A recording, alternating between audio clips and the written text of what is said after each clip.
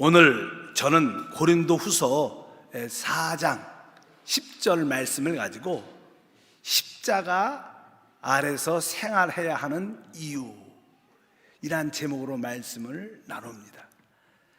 금요 찬양 예배 때는 참된 그리스도인의 생활이 무엇인가에 대한 말씀을 나누고, 특별히 이제 마지막 부분에 왔는데, 이 그리스도의 생활은 바로 십자가에 못 박힌 생활, 십자가 안에서 생활하는 것이다. 그래서 지난 시간에 바로 십자가에 못 박힌 생활이 어떠한 의미를 가지고 있는가, 이런 내용을 말씀을 나눴습니다. 영적으로 어리든가 또 신체적으로도 나이가 어린 사람들은 무슨 말인지 잘 모를 겁니다. 그럴지라도 그냥 들으길 바랍니다. 그래서 지난 시간에 십자가에 못 박힌 생활의 의미, 그것은 다른 것이 아니라 바로 우리의 혼의 생명, 우리 자아를 부인하고 우리의 혼의 자아를 처리하는 것이 바로 십자가에 못 박힌 생활의 의미다. 또 한 가지가 더 있다면 바로 우리 육체와 함께 있는 그 정욕과 탐심, 욕심을 영으로서 처리하여 죄의 몸을 처리하는 것이 바로 십자가에 못 박힌 생활의 의미다, 이렇게 말씀을 나눴습니다. 그러면 왜 우리가 그러한 생활을 해야 되는가? 왜 우리에게 그런 생활이 필요한가? 하나님은 왜 우리에게 그러한 생활을 하라고 말씀하시는가? 그것은 다른 것이 아닙니다. 바로 우리 죽을 몸에 예수의 생명이 나타나기 위해서 그런 생활이 필요하다는 거예요. 거기에 대해서 이렇게 말씀하죠. 고린도후서 4장 10절에 말씀합니다. 우리가 항상 예수의 죽음을 몸에 짊어짐은 예수의 생명이 또한 우리 몸에서 나타내게 하려 하심이라. 바로 우리가 십자가에 못 박힌 생활, 십자가 아래서 생활하는 그 주된 이유는 어떤 하나의 목적을 가지고 있는데, 그 목적이 무엇이냐? 그 목적은 다른 것이 아니라 우리 안에서 예수의 생명이 나타나도록, 우리 생활에서, 우리 삶 가운데, 우리 몸에서 예수의 생명이 나타나면 놀란 일들을 하나님을 마음껏 누리게 될 줄 믿습니다. 그럼 어떻게 우리 몸에서 예수의 생명이 흘러나올 수 있는가? 어떻게 예수의 생명이 흘러나올 수 있는가? 그것은 다른 것이 아니라 우리의 속사람이 날로 새로워질 때 예수의 생명이 흘러나온다는 거예요.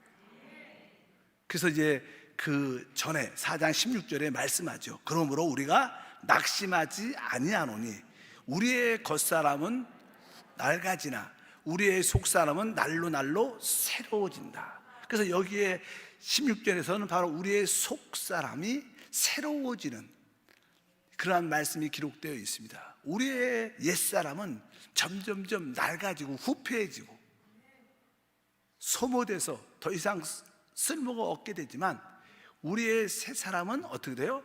바로 우리의 속사람은 점점점 새로워질 때 우리 안에 예수의 생명이 흘러나온 것입니다. 우리가 십자가의 죽음 아래 있을 때 바로 우리의 옛사람은 낡아집니다. 대신 우리의 속사람은 점점점 새로워지면서 그 안에서 예수의 생명이 흘러나옵니다. 사실 구원받은, 특별히 거듭난 우리들은 아주 복잡한 생명을 갖고 있어요. 우리는 첫 번째 물질적인 영역에서 처음에 태어났습니다. 부모님을 통해서 물질적인 영역에서 태어났는데, 그것을 우리가 옛사람이라고 말하죠. 이제 우리가 주 예수를 믿는 그 순간 바로 우리는 또 이제 영적인 영역에서 또 태어나는데, 그것을 우리는 거듭남이라고 해요. 그래서 그것을 새 사람이다, 이렇게 말씀합니다. 그래서 우리는 옛사람과 새 사람을 같이 가지고 있어요. 그래서 항상 우리 안에는 복잡하고 갈등이 많이 있죠. 옛사람과 새 사람의 어떠한 다툼이, 내적인 다툼이 있습니다. 아무리 나이가 어리고 젊고, 우리 청년들 여기 있는데 내 나이가 15살입니다. 내 나이가 그래도 20살, 참 좋은 때입니다, 이렇게 말할지라도 나이가 15살이든 20살이든 그 사람의 그 모습은 다 뭐예요? 옛사람입니다. 나이가 젊고 많고를 떠나서 바로 우리가 물질적인 영에서 태어난 그 사람은 옛사람입니다. 하나님은 그런데 우리를 그냥 옛사람이 그대로 있기를 원치 않습니다. 이 옛사람은 바로 죄의 사람이고 실패의 사람이고 멸망의 사람입니다. 결국 우리가 육신대로 살면 결국 우리는 죽기 때문에 결국 하나님은 옛사람을 그냥 놔두지 않고 이 옛사람을 변화시켜 새 사람으로 되길 원하십니다. 옛사람의 영역에서 이제 새 사람의 변화를 통해서 새 사람의 형체를 갖게 만든다는 거예요. 어떻게 우리가 옛사람에서 새 사람으로 변화될 수 있는가? 그것이 바로 십자가의 죽음을 통해서만 이루어지는 거예요. 다른 방법이 없습니다. 항상 이 죽음 다음에는 뭐예요? 부활의 생명이 있어요.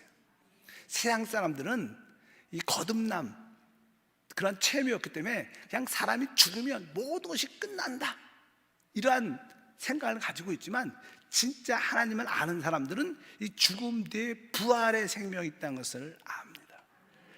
그래서 우리는 사실 거듭날 때부터 시작해서 우리가 거듭날 때부터 우리의 옛사람은 계속 죽어가고 있어요. 우리는 참된 삶을 살아야 되는데 참된 삶, 영생의 삶, 영원한 삶을 살기 위해서는 우리 옛사람이 점점점 끝나야 되는 거예요. 우리는 그러한 체험을 가지고 있어요. 우리의 옛사람은 점점점 낡아지고 후패해지고 죽어감을 느낍니다. 그것은 뭐예요? 진짜 내 옛사람이 죽어갈 때 우리는 진짜 제대로 사는 겁니다. 그것이 진짜 영생의 삶인 줄 믿습니다. 반대로 여러분들이 옛사람을 자꾸만 살려는 느낌을 가지면 우리는 영적으로 줄 멸망으로 길을 가는 거예요. 그래서 내 거듭남을 통해서 내 옛사람은 점점 죽어가는구나. 내 옛사람이 죽어갈 때 이것이 진짜 제대로 잘 살고 있는 거구나. 그러한 믿음이 여러분 가운데 있기를 바랍니다. 그러면 우리의 이 옛사람이 어떻게 십자가에 못 박혀 죽을 수 있는가? 우리 스스로 죽을 수 있지 않아요. 우리 스스로는 아무것도 할 수 없기 때문에 바로 우리의 옛사람을 죽이는 능력이 있는데 그 능력이 무엇이냐면 바로 살려주는 생명 주는 성령이 그 일을 하셔요. 그래서 우리가 반드시 영으로서 몸의 행실을 죽이면 산다. 보통 사람들이 몸의 행실을 따르면 육신을 따라 살면 반드시 죽지만 영으로서 몸의 행실을 죽이면 산다. 그러니까 우리의 영, 성령과 연합된 그 영으로 우리의 몸의 행실, 우리 육신을 옛사람을 처리할 때 우리는 제대로 산다고 말씀합니다. 그래서 바로 이 성령 안에 이 모든 우리의 옛사람을 죽이는 능력이 있다는 것을 아셔야 돼요. 원래 출애굽기 30장에 보게 되면 이제 성령을 예표하는 관유라고 합시다. 관유. 따라할까요? 관유. 그 관유를 이제 제상이나 모든 성전 도구에 기름을 붓지요. 관유를 붓습니다. 관유를. 근데 그 관유를 만들 때 거기는 몇 가지 항목이 있어요. 만들 때 첫 번째는 가장 기본적인 전제가 감낭 기름이죠. 감낭 기름. 그 성령을 내려 감낭 기름이 있고 거기다가 네 가지 어떤 향품을 넣습니다. 그래서 성경에 보면 거기는 첫 번째 모략, 두 번째는 육개, 세 번째는 창포, 네 번째는 계피, 아주 좋은 향이 나는 것을 섞어서 감람 기름과 섞어서 만들어요. 그것을 관유라 그래요. 관유. 근데 바로 우리 죽음과 부활을 통과하신 살려주는 생명 주는 보혜사 그 성령이 관유라는 거예요. 왜? 이 성령 안에는 예수의 죽음과 부활이 포함되어 있어요. 예수의 그 죽음의 능력과 또 죽음의 능력의 효능도 거기에 포함되어 있고 거기에는 예수의 부활과 부활의 능력이 섞여져 있어요. 그러니까 성령 안에 다 들어있는 거예요. 거기에는 죽음과 죽이는 능력도 포함되어 있고 부활과 부활의 능력도 포함되어 있는 줄 믿습니다. 그래서 어떻게 내 옛사람이 죽을 수 있는가? 내가 죽으려고 애쓰는 게 아니라 우리가 그 보혜사 성령을 따라 살고 있으면 자연스럽게 그 안에서 죽이는 능력이 흘러나와 내 옛사람을 자연스럽게 힘들지 않게 처리하는 것입니다. 여러분들의 신앙생활이 어려운 것은 내가 하려고 하니까 어려운 거예요. 내가 하려고 하면 내가 좋을 때는 신나지만 여러분들이 싫을 때는 그것이 피곤하고 짜증나고 어렵게 됩니다. 그러나 우리는 우리가 주체가 돼서는 안 되고, 바로 우리의 주체는 우리 안에 계신 성령. 그래서 여러분들이 영으로 돌이켜서 영 안에 계신 성령을 늘 바라보고 성령과 함께하고 성령을 기뻐하고 있으면 그 안에 자연스러운 그 능력이 흘러나와서 우리 옛사람을 처리하는 줄 믿습니다. 그렇다면 늘 십자가 아래서 생활한 사도 바울의 모습을 보십시오. 사도 바울의 모습. 사도 바울은 어떠한 생활을 했는가? 사도 바울은 실제로 날마다 죽는 생활을 했다고 자기가 고백을 해요. 늘 십자가에 못 박힘 아래서 생활했고, 십자가 아래서 생활했다는 것은 의미를 갖습니다. 고린도전서 15장 31절에 이렇게 말하죠. 형제들아, 내가 그리스도 예수 우리 주 안에 가진 바 너희에 대한 나의 자랑을 두고 단언하노니 나는 날마다 죽노라. 나는 날마다 죽는다. 이 의미는 사도 바울은 날마다 십자가에 못 박힌 생활을 했다는 거예요. 날마다 십자가 아래서 생활을 했다는 거예요. 실제로 사도 바울은 하나님께 부름을 받고 복음 전파를 통해서 하나님의 경륜을 확장하는 일에 놀랍게 쓰임받기 시작합니다. 근데 이 놀란 일은 하나님께는 놀란 영광이지만 이 땅에서 사단이 가장 싫어하는 거예요. 복음 전파를 통해서 하나님의 뜻을 이루는 것을 사단은 싫어합니다. 여러분들이 참된 믿음을 가질수록 참된 교회는 핍박이 있게 돼요. 그게 정상이에요. 근데 사도 바울은 정말로 복음 전파를 통해서 하나님의 경륜을 이루는 놀라운 하나님의 종이었기 때문에 그는 가는 곳곳마다 진짜 많은 사람들에게 핍박을 받게 됩니다. 그는 늘 죽음의 위치에 환경 가운데 던져졌고 또 자기 자아를 죽이는 그런 생활을 실제로 많이 했습니다. 뭐 유대인들 또 이방인들 특별히 유대 종교자들이 그의 사도 바울을 끝까지 죽이려고 쫓아다닌 것을 우리는 알 수 있습니다. 사도 바울은 유대한 하나님의 종이라면 그의 모든 길이 확확 열려야 되는데 그렇지 않아요. 생각보다 더 많은 핍박, 더 많은 죽음의 환경에 던져져 있는 것이 사도 바울의 모습입니다. 왜? 우리가 십자가 아래서 생활할 때 부활의 역사가 나타나는 거예요. 그것을 알아야 돼요. 모든 것이 잘 된다고 좋은 게 아닙니다. 우리가 십자가에 못 박힌 생활, 십자가 아래서 생활할 때마다 아까 말씀드렸던 무슨 예수의 생명이 흘러나오는 거예요. 다른 길이 없어요. 그래서 여러분들이 예수를 제대로 믿고 교회를 제대로 섬김으로 말미암아 핍박받는 것은 최고의 축복인 줄 믿습니다. 그래서 사도 바울은 나는 날마다 죽는다고 말씀했습니다. 그래서 그는 날마다 죽음에 직면했고 자아의 죽음을 체험했고 항상 예수의 생명이 나타날 수 있도록 그러한 삶을 살았다고 말씀을 합니다. 바로 사도 바울은 예수의 생명을 그래서 흘러내보낼 수 있었어요. 그래서 사도 바울이 핍박받고 어려운 가운데 있을 때 다른 사람들은 그를 통하여 예수를 보게 됩니다. 예수를 보게 돼요. 그래서 구원의 열매와 많은 제자를 얻게 된 줄 믿습니다. 그래서 그들이 사도 바울이 그러한 십자가에 못 박힌 생활을 했기 때문에 예수의 생명이 흘러났고 또 다른 사람들이 그를 보면서 진짜 하나님이 살아계신다, 진짜 그리스도가 계시다, 그 하나님의 나타남을 보게 된 줄 믿습니다.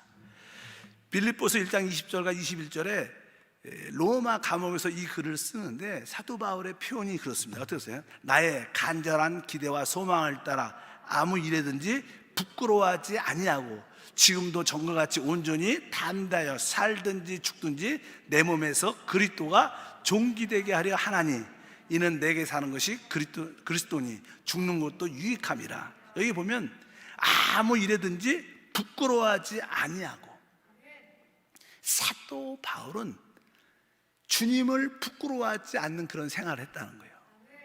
사도 바울에게 부끄러움은 무엇인가? 이런 뜻입니다. 사도 바울이 지금 감옥에 있는데, 감옥에 어떠한 어둠의 죽음의 환경 같은 감옥에 있을지라도 그 감옥에서도 그가 예수의 생명을 흘러 나온다면 그것은 주님께 영광이고 하나님께 축복인 줄 믿습니다. 그래서 사도 바울은 내가 감옥에 있지만 만약에 감옥에 있다고 해서 예수의 생명이 흘러나지 않는다면, 예수를 보여주지 못한다면 그것이 부끄러운 거예요. 사도 바울은 그런 인식이 있었던 거예요. 내가 지금 감옥에 있었지만 정말 내가 부끄러워하지 아니하도록 주님께서 내가 감옥에 있을지라도 이런 죽음의 환경 가운데 있을지라도 여기서도 뭐요? 예수의 생명이 흘러나오도록 그는 감옥에서도 기쁨으로 십자가에 못 박인 생활을 붙잡았어요.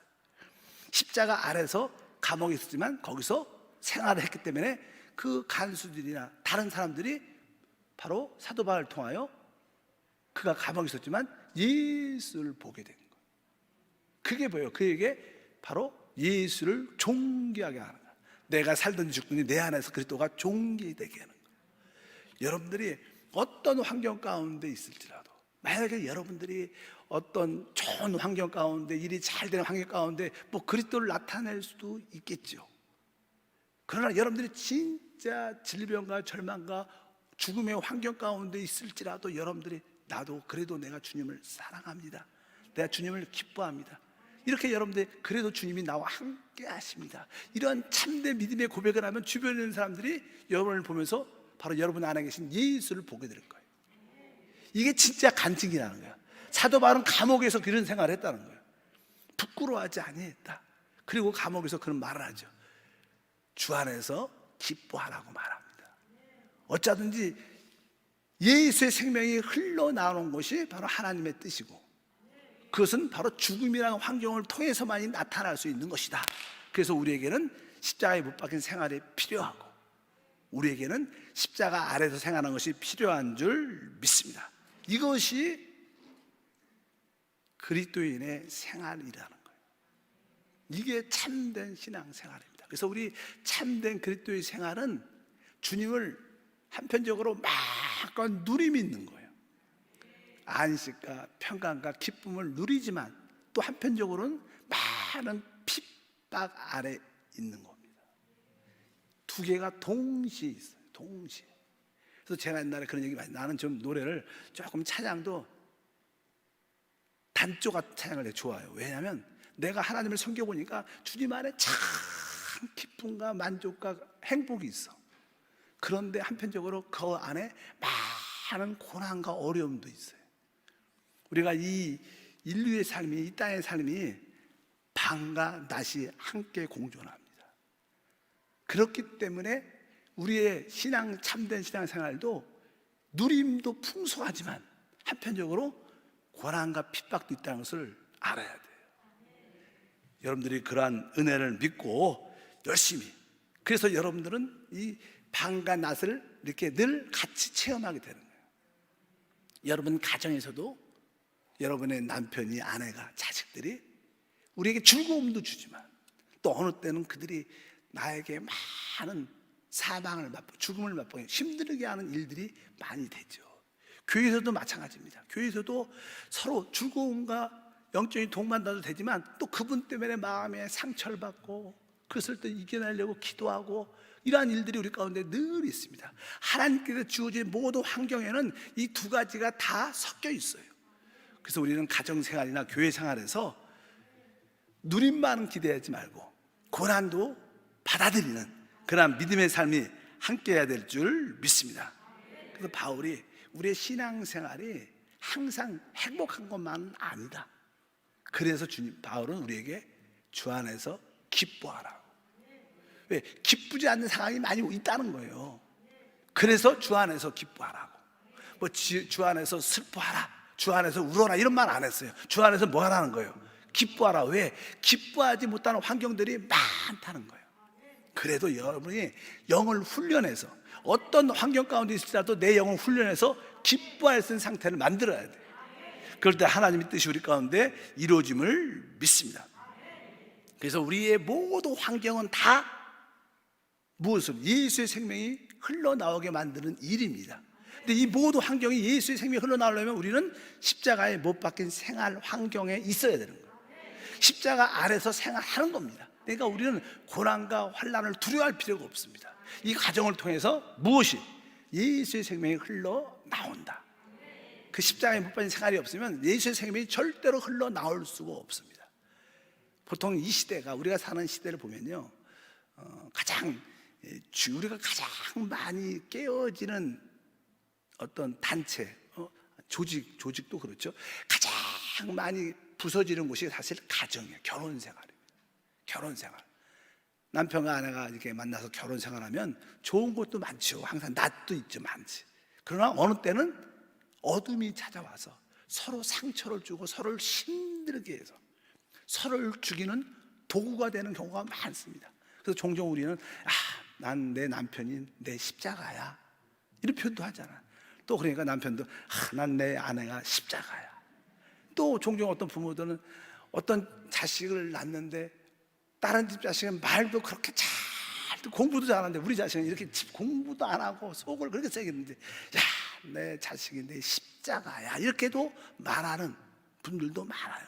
그래서 그냥 종종 자녀들이 보면 부모님들이 좋지 않은 그런 모습을 볼 때 저렇게 결혼해서 살 거면 난 결혼 안 할 거야, 그런 자녀들도 종종 있어요. 왜 결혼 안 하냐 하니까 그렇게 말은 직접 못하고 그냥 속으로 저렇게 살 거면 혼자 사는 게 나아, 그런 젊은 사람도 많습니다. 요즘엔 또 이상하게 이 아주 세상에 잘못된 가르침이 있어갖고 혼자 사는 사람들이 많아. 또 마음속에 분위기가 결혼 안 할 거예요, 이렇게 고백하는 사람도 많아요. 결혼 안 하겠다는 뜻은 어떤 뜻이에요? 나 십자가 질 마음 없다, 이 뜻이에요. 그거는 크리스찬의 생활이 아니죠. 우리 참된 크리스찬 생활은 뭐예요? 십자가에 못 박힌 생활을 해야 되는 거예요. 십자가 아래서 생활하려면 어때? 결혼해야 돼요. 네, 좋은 것도 많아요. 너무 부정적으로 생각하지 말고 하나님은 왜요? 낮도 주고 밤도 주는 거 같이 있습니다. 결혼 안 해봐 더 힘들어, 시간이 지나면. 실제로 그럽니다. 결혼 안 하면 내가 생각해 보니까 결혼 그래도 하는 게 혼자 사는 것보다 나중에 지나면 훨씬 낫습니다. 근데 이 마지막 시대는요, 사단의 역사가 강하니까 사단이 많은 사람들에게 잘못된 생각을 심어주죠. 결혼 필요 없다, 결혼 안 해도 된다, 이렇게 말을 많이 하죠. 왜 결혼 안 하는 이유는 자녀를 낳으면 자녀 어떤 교육비가 많이 들어서 돈 해서 안 하는 사람도 많대요. 근데 우리 한세는 뭐예요? 하나님이 사랑해서 자녀를 낳아도 우리 5씩 낳고 진짜 축복입니다. 실제로 얘기를 들어보면요, 아이를 키울 때 첫째가 가장 어려워요. 진짜 첫째가. 왜? 켜본 적도 없고 처음이니까 다 힘드는 거예요. 근데 둘째를 낳고 셋째를 딱 낳으면 애들은 저절로 커요. 여러분들 첫째 안 낳은 사람은 이해가 안 가. 나본 사람한테 물어보세요. 나본 사람한테. 그럼 확실합니다.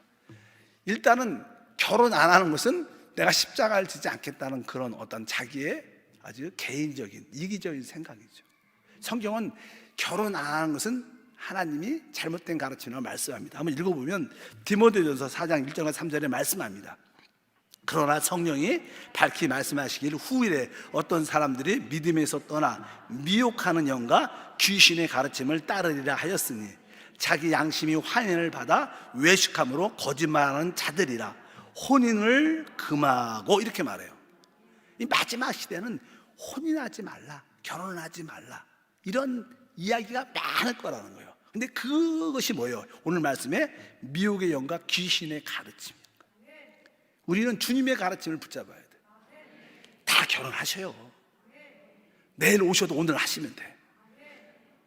세상의 종말이 와도 내가 오늘은 사과나무를 심는다는 그런 마음으로, 그거는 그거고, 주님 오시면 결혼 생활은 또 결혼 생활이고, 또 같이 동역자를 얻어서 같이 기도하고 같이 예배하고 같이 봉사하고 같이 싸우기도 하고, 생각보다 좋아요. 그래서 다 결혼을 안 한다 이런 생각을 고치시길 바랍니다. 하셔야 돼요. 만약 결혼 난 안 할 거야 이런 사람들은 누구 가르침을 받는 거예요? 미혹의 영과 귀신의 가르침을 받게 되면 이 세상은 다 미혹과 귀신의 영한테 붙으면 대부분 젊은 사람들이 요새 결혼을 안 하죠. 신문에 작년에 아이 출산이 숫자적으로 정확하지 않아요. 한 20몇만 명이래요. 근데 대학의 정원은 50몇 명이래. 그러니까 시간이 한 10년, 20년이 지나면 모든 대학의 반은 없어져야 되는 거야. 왜? 들어갈 사람이 없는데.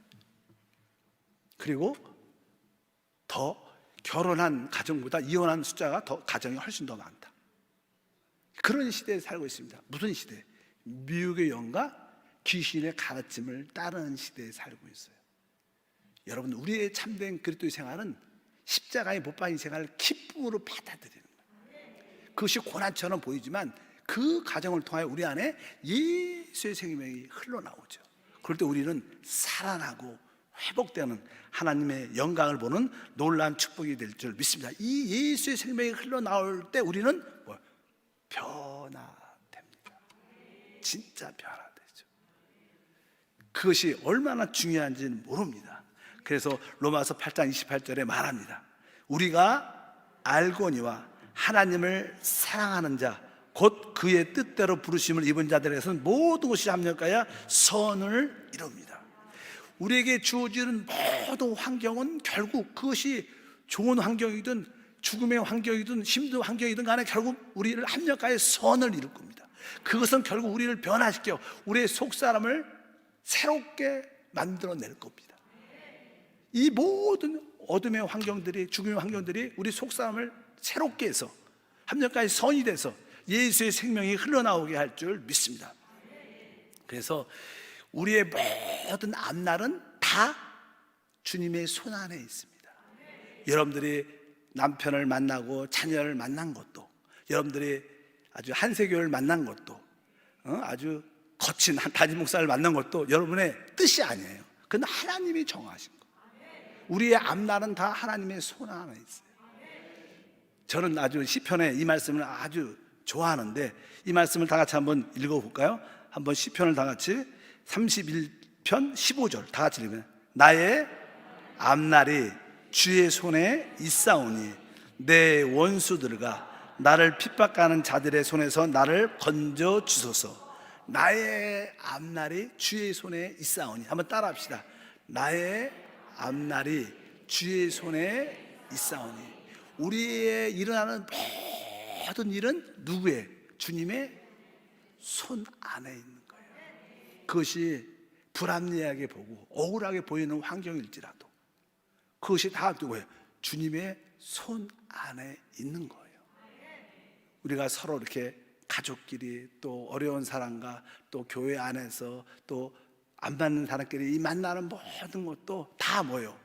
주의 손 안에 있다는 것을 여러분들이 믿으셔야 돼요. 왜? 하나님은 모든 환경을 다 우리에게 딱 맞게 안배하시고 그것을 배열하시는 분이세요.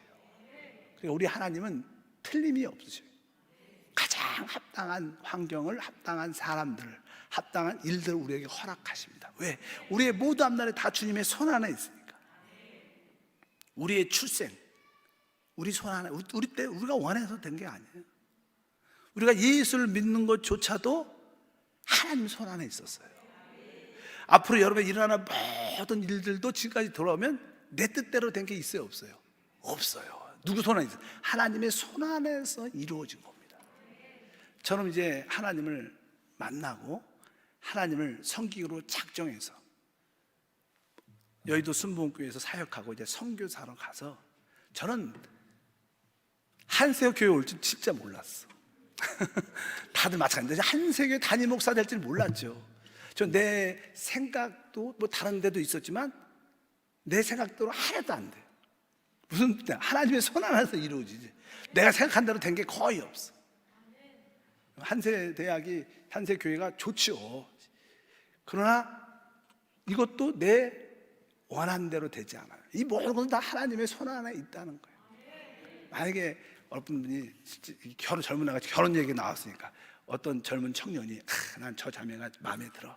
그 자매를 선택해서 결혼을 했어. 한 몇 년 살다가 내가 잘못 골랐어. 이게 아닌데 그렇게 생각을 하죠, 우리는.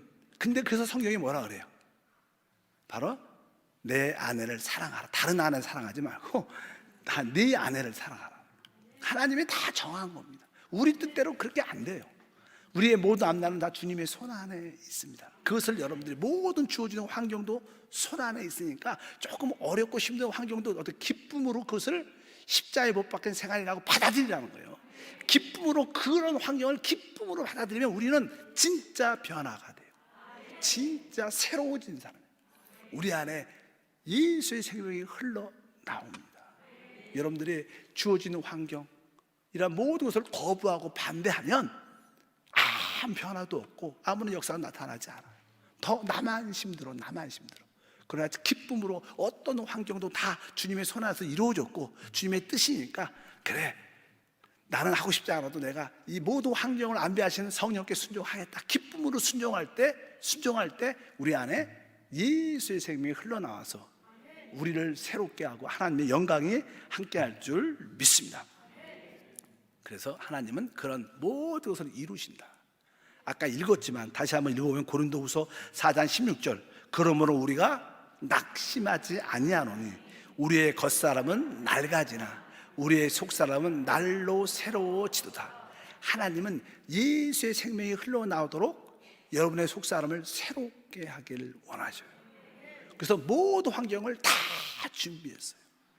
여러분의 그러한 가족을 준비했고, 그런 직장 관계를 준비했고, 이 교회를 준비했고, 교회 안에서 더 봉사 모든 일꾼들을 준비해서 하나님이 이제 우리의 겉사람은 어떻게 낡아지도록, 깨어지도록 역사하고 우리의 속사람은 새로워지도록 역사한다는 거예요. 우리가 이것을 알기 때문에 우리는 뭐요? 낙심할 필요 없다는 거예요. 나에게 너무 힘든 일이 다가와도 낙심하지 말라는 거예요. 그것은 바로 하나님은 뭐예요? 계속 우리의 겉사람, 옛사람은 계속 끝낼 겁니다. 안 깨지면, 그런 환경을 안 깨지면 더 센 사람을 붙여줘요. 제가 종종 그러잖아요. 여러분, 교회는 결혼 생활하고 똑같은 거예요. 여러분들이 결혼 생활에 남편과 배우자가 안 맞아서 이혼하면요, 나중에 더 센 사람 만나가고 더 힘들어져. 옛날에 그래도 좋았는데 이거 다시 그래서 조항지추에 돌아간다, 그런 얘기 많이 하죠. 교회도 마찬가지. 여러분, 한번 교회 들어왔으면 그냥 견디셔야 돼요. 주어진 환경이 이해가 안 가도 감사함으로 받아들이고, 그래, 이 기회를 통해 내 겉사람이 낡아지고 이 기회를 내 속사람은 새롭게 되자, 이러면 여러분도 모르는 사이에 예수의 생명이 흘러나옵니다. 아니야, 교회가 여기밖에 없어. 딴 데를 가보십시오. 더 센 목사님 만나고 더 센 장로님 만나고 더 힘들게 하는 사람이 다 기다렸다가, 야, 여기가 아닌데 내가 잘못 왔다, 이런 생각하지. 우리는 모든 환경을 기쁨으로 받아들여요. 왜? 모든 우리의 앞날이 주님의 손 안에 있으니까. 그것이 바로 십자가를 받아들이는 것이고 십자가를 지는 생활이에요. 내게 주어진 환경을 감사함으로 받아들이죠. 그럴 때 우리 겉사람은 낡아지지만 우리 속사람은 새로워져서 그걸 통하여 부활의 예수가 우리 삶 가운데 나타내서 어떤 환경 가운데 주님을 섬기는 줄 믿습니다. 저는 한세대학에서 우리 교회를 이렇게 같이 하지만 종종 이 교회에서, 대학에서 아주 이렇게 종종 기분이 좀 안 좋은, 마음 상하는 일들을 종종 얘기해요. 이 교회가 한세대학교인데 막 이러면서 뭐 아주 말 같지 않는 말을 많이 해요. 그럴 때 보면 이 사람이니까 기분이 상하죠. 그래도 하나님께 감사하면서 그래도 견디는 거예요. 왜? 내 겉사람은 하나님이 낡아지게 하시는 거예요. 이런 환경도 주님이 날 위해서 예비하신 거예요. 그래, 나를 십자가에 못 박아라. 나 기쁨으로 죽겠다. 내 속사람이 흘러나와 예수의 생명이 흘러나면 된다. 그런 의미로서 뭐 작은 일이지만 어차피 여러분들이 가정에서나 모든 일에 그런 마음을 갖고 살면 바로 여러분 안에 예수의 생명이 흘러나옵니다. 왜 교회에서 계속 십자가에 못 박인 생활을 해라, 십자가 아래서 생활을 하라, 자기 십자가를 지라, 왜 자꾸만 이런 얘기를 해요? 하나님의 뜻은 바로 우리 영 안에서 예수의 생명이 흘러나오는 게 하나님의 뜻이에요. 그럴 때 주님이 높여지고 하나님의 영광이 선포되기 때문에 그거를 해야지만 예수의 생명이 나타날 줄 믿습니다. 그래서 억지로 지는 게 아니라 기쁨으로 십자가에 못 박힌 생활, 십자가 아래서 생활하는 것을 배우시기를 축복합니다. 그러면 여러분들은 하나님의 축복의 통로가 돼서 많은 사람을 살리고 회복하는 역사가 함께할 줄 믿습니다. 종종 예수 믿으면 최고의 누림도 있지만 최고의 고난과 핍박도 있다 그러면 많은 사람들이 나 그러면 나 예수 안 믿을 거야, 이런 생각이 들 수도 있어요. 근데 예수 믿는 것조차도 우리 뜻으로 안 돼요. 여러분들이 뭐 솔직히 믿고 싶어서 왔나? 하나님한테 붙잡혀서 온 거예요. 이것이 다 하나님의 주권입니다. 그래서 여러분들이 그 주권을 인정하길 바랍니다. 내가 환경의 모든 상황을 다 받아들이겠다. 그래, 이런 어려운 환경이 다가와도 내가 기쁨으로 옛사람인데 끝나고, 겉사람은 끝나고 내 속사람이 새롭게 변화되겠다, 기쁨으로 모든 것을 받아들이고 수용하면 여러분 안에 하나님의 역사가 생명으로 흘러나와서 하나님의 뜻과 목적이 우리를 통해서 이루어질 줄 믿습니다. 하나님 감사합니다. 다시 한번 십자가에 못 박힌 생활의 의미를 넘어서 그 생활을 해야 되는 그 이유를 분명히 알게 하소서. 그것은 우리의 속사람을 새롭게 하여 예수의 생명이 흘러나오게 하는 것입니다. 십자가에 못 박힌 생활 없이, 십자가 아래서 생활 없이는 절대로 예수의 생명이 흘러나오지 못합니다. 우리 모든 성도들 십자가에 못 박힌 생활을 통하여 예수의 생명이 흘러나와 살든지 죽든지 주님을 존귀케 하는, 하나님 나라를 확장하는 일꾼이 되게 하옵소서. 주 예수 이름으로 기도함나이다.